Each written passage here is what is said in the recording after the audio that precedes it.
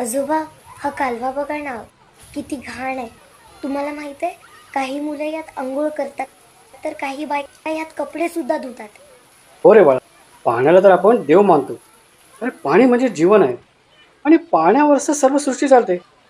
आणि अशा पाण्याला आपणच अशुद्ध करतो. गणपती विसर्जन आपण ह्याच पाण्यात करतो.